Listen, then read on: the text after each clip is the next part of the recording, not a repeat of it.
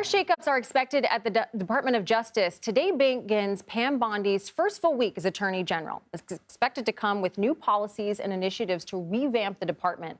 CBS News Homeland Security correspondent Nicole Sgaga joins us now. Nicole, thanks for being with us. I want to start with these potential mass layoffs at the FBI. What do we know? Yeah, Kelly, good to be with you. Tensions at the FBI have really come to a head after the Trump administration requested the names of thousands of agents that were assigned to work on January 6th related investigations. There have since been some reassurances from the administration that it's going to review agents' conduct and not necessarily fire these agents en masse. But President Trump did say on Friday that he intended to fire some of the FBI personnel who worked on the Capitol riot cases, and he called them corrupt without offering any evidence or specifics. But he did say the department would remove some FBI agents quickly and very surgically. It remains to be seen exactly how all of this will shake out. Acting FBI Director Brian Driscoll has told his workforce that they cannot be legally fired without due process.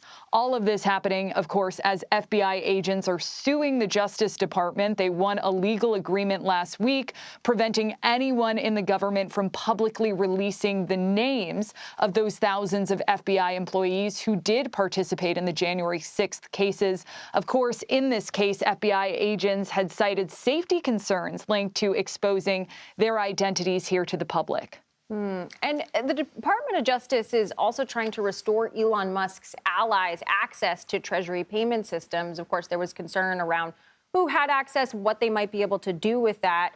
Why are they trying to restore it?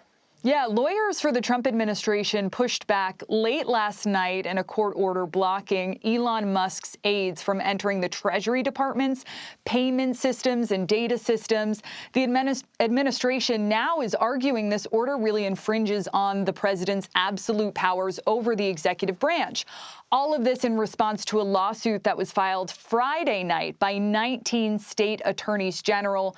That lawsuit basically claims that Trump's administration, this policy of allowing appointees and special government employees access to these systems, which of course contain sensitive information, bank details, social security numbers, is unlawful.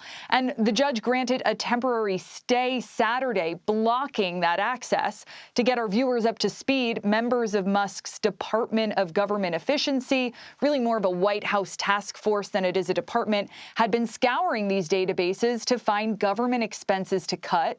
The lawsuit that I mentioned on Friday night argues the Constitution's separation of powers prevents this kind of work. In other words, Congress is meant to determine government spending. As part of that stay, a federal judge on Saturday ordered DOJ personnel to immediately destroy any and all copies of material downloaded from the Treasury Department's records and systems. Now, federal lawyers defending Mr. Trump and the Treasury Department say the court should dismiss or at least modify that ruling. Kelly. Yeah, I find that all very interesting because how this shakes out will set a precedent for the number of things that DOJ, the president, wants to do with any number of agencies where you have access to that sensitive information. But before I let you go, I want to talk about this because the Justice Department will resume pursuing the federal death penalty. What does this entail involving the dozens of federal inmates which former President Biden spared? Yeah, there were two memos signed last week by Attorney General Pam Bondi related to the death penalty.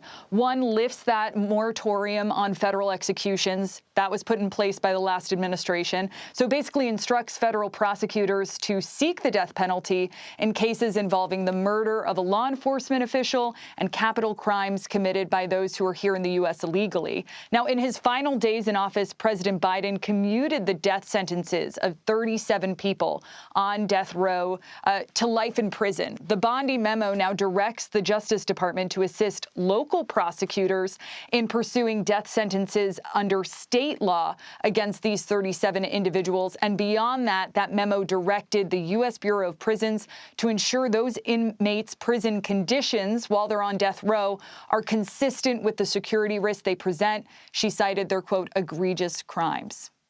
Nicole, thank you so much for breaking all of that down for us. We really appreciate it. Thank you.